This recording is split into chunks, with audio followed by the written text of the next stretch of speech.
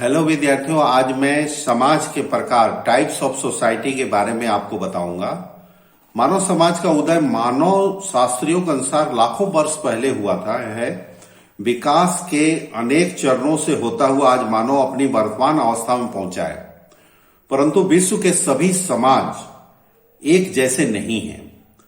अब यह लगभग विद्वानों की निश्चित मान्यता है कि आरंभिक मानव पहाड़ों, जंगलों और गुफाओं में रहता था। अपनी शारीरिक और मानसिक क्षमताओं का प्रयोग करके उसे अपने जीवन की अवस्था को बदला और काल क्रम में गुफाओं और पहाड़ों को छोड़कर नीचे उतर आया। ये पहला सोसाइटी जो हम मानते हैं, आदिम समाज, प्रिमिटिव सोसाइटी। अपने प्रयासों के फलस्वरूप जब मानव अपने प्रयास से आहार और अन्य आवश्यक चीजों को पैदा करने लगा तो वह पशुओं से एकदम भिन्न धरातल पर आ खड़ा हुआ। मानव समाज के विकास का यह चरण आरंभिक चरण था और इस समाज को आमतौर पर आदिम समाज कहा जाता है। अलग अलग विद्वान ने इस समाज की चर्चा अलग अलग नामों से की है। कार्ल मार्क्स ने इसे आदिम साम्यवाद काल कहा। हर्बर्ट स्पेंसर ने इसे आदिम झुंडों का काल कहा। एल.एच. मॉर्गन ने इसे जंगली काल कहा है। नामों से भले ही भिन्नता हो, इसके लक्षणों में आमतौर पर भिन्नता नहीं है। इस काल में मानव जंगली जानवरों के समान झुंडों में रहा करता था। निश्चित भौगोलिक क्षेत्र में उसका निवास नहीं था, बल्कि आवश्यकताओं के लिए और सुरक्षा के लिए एक स्थान से दूसरे स्थान पर घूमता रहता था। मानवीय प्रौद्योगिकी का स्तर बहुत ही निम्न और पिछड़ा हुआ था। आमतौर पर इसे लंबे अनाहार, अभाव और डर की अवस्थाओं का गुजरना पड़ता था। साधन रहित आदिम समाज के लोग कोई भी चीज मिलने पर सामूहिक रूप से उसका उपभोग करते थे। तत्कालीन उपभोग के बाद कोई चीज बचती ही नहीं थी और इस समय मानव समाज में न तो परिवार थे और न ही नातेदारी की कोई व्यवस्था थी। श्रम विभाजन का सर्वथा अभाव था एवं आर्थिक साधनों के अभाव में आर्थिक गतिविधियों की भी कोई सुनिश्चित व्यवस्था नहीं थी। दूसरा समाज जो हम मानते हैं वो ट्राइबल सोसाइटी है, जनजातीय समाज।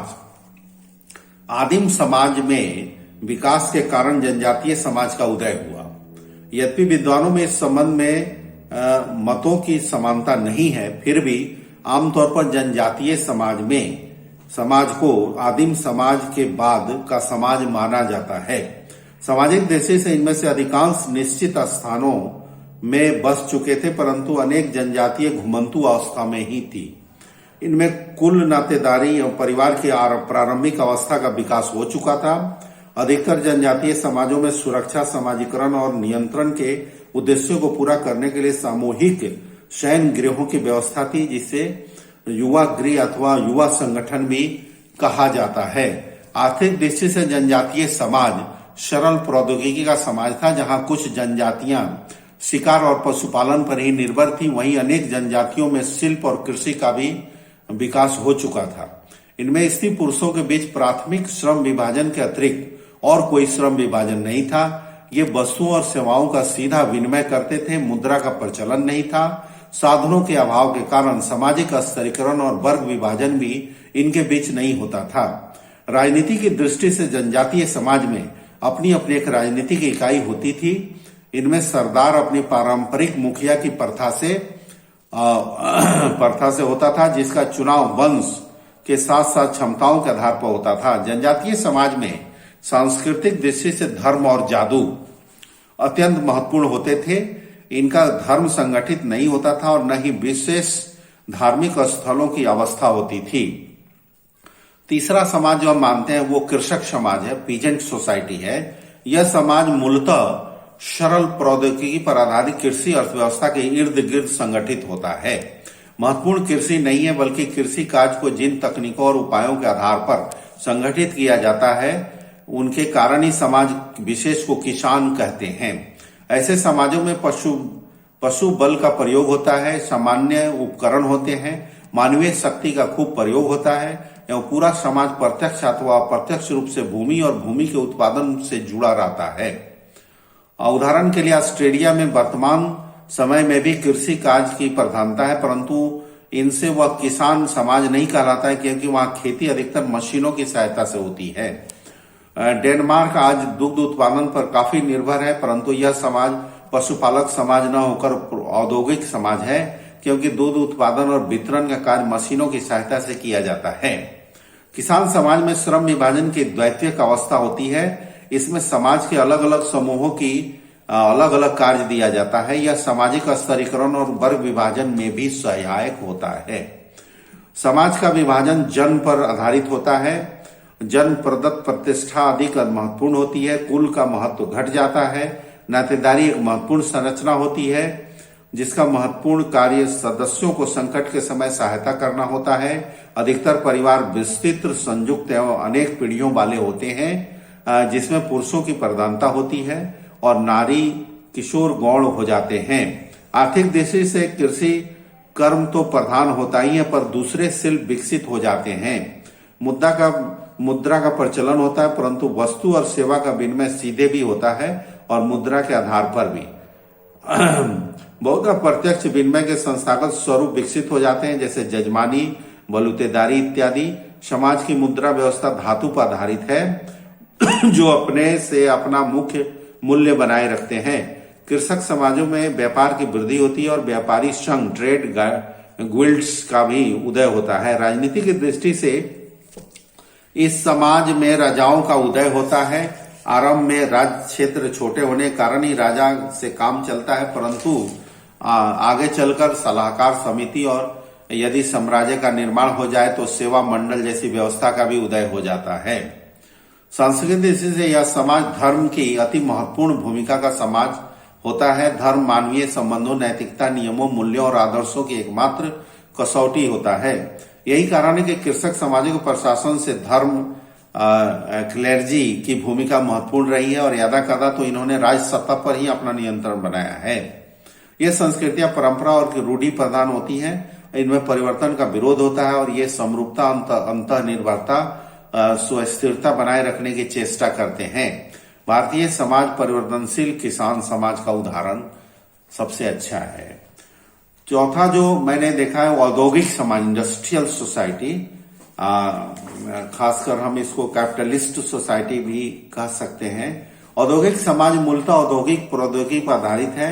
जब उत्पादन की प्रक्रिया को निर्जीव ऊर्जा स्रोतों एवं जटिल मशीनों के द्वारा चलाया जाता है और यह अर्थव्यवस्था की प्रभावशाली प्रणाली बन जाती है, ऐसे समाज को औद्योगिक समाज कहते हैं। इनकी अर्थव्यवस्था में व्यक्तिगत श्रम विभाजन और विशेषज्ञता का प्रचलन होता है। पारिश्रमिक और काम का बंटवारा व्यक्तियों के आधार पर किया जाता है। विनिमय के क्षेत्र में बैंक जैसी संस्था का उदय होता है और राजनीतिक सत्ता के द्वारा दिए गए आश्वासन से प्रतीकात्मक मुद्रा व्यवस्था का प्रचलन होता है। मुद्रा के रूप में कागजी नोटों का प्रचलन इसी समाज में पहली बार हुआ। राजनीति के दृष्टि से औद्योगिक समाज सबसे अधिक महत्वपूर्ण है। देश के औद्योगिक एकीकरण के फलस्वरूप राष्ट्रवाद की भावना का उदय होता है और ये राष्ट्र को जन्म देते हैं। राजनीतिक अधिकारों की भावना उभरती है। राजनीतिक दलों की व्यवस्था, चुनाव की व्यवस्था, स्वतंत्र न्यायालय की व्यवस्था, मौलिक अधिकारों की व्यवस्था, शक्तिशाली प्रेस और समाचार पत्रों की व्यवस्था औद्योगिक समाज में ही पनपते हैं। समाज से कुल एकदम ही समाप्त हो जाता है। नातेदारी का केवल सैद्धांतिक महत्व बच जाता है।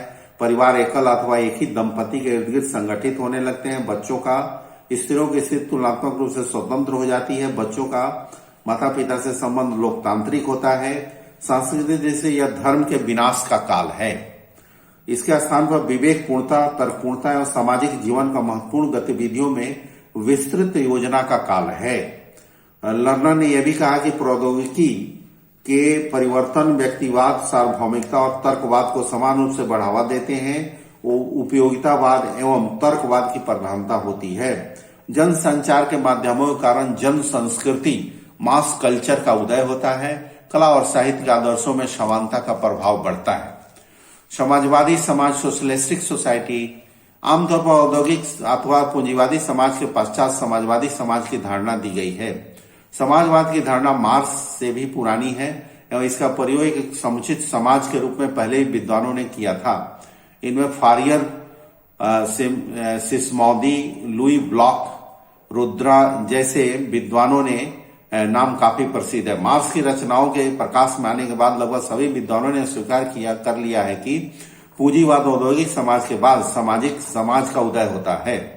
50 के दशक में इस धारणा का खंडन किया गया और यह कहा जाने लगा कि यदि पूंजीवाद समाप्त होगा भी तो इसके स्थान पर औद्योगिकेतर समाज का उदय होगा।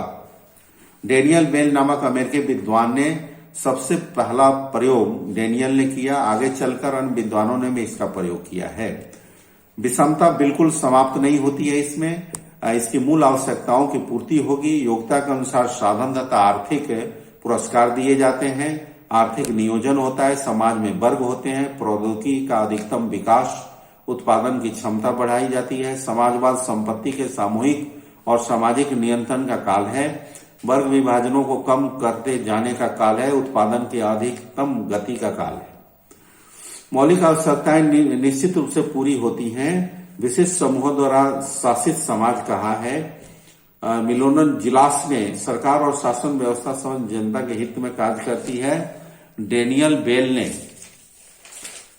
लेन ने इसे समाजवाद के सकारात्मक और सकारात्मक पक्षों की चर्चा की है। औद्योगिकोत्तर post industrial society last Daniel Bell ने यह धारणा की दी और एडमंड वर्क परिपक्व औद्योगिक समाज की परिकल्पना की थी। सामाजिक असमानताएं, स्तर भेद, सुविधाओं की असमानताएं बहुत कम हो जाती हैं। मैनेजरियल रिवॉल्यूशन नामक पुस्तक के लेखक पीएफ डकर ने परिपक्व औद्योगिक समाज के बाद उसके बाद औद्योगिक समाजों की कल्पना जिसमें स्तर विभाजन का स्थान पर स्वयं समाज की ही एक बड़े मध्य वर्ग में परिवर्तित हो जाएगा। और इसी संदर्भ में प्रबंधकों को जो पूंजी के मालिक नहीं होते ऐसे समाज में सबसे शक्तिशाली कहा है।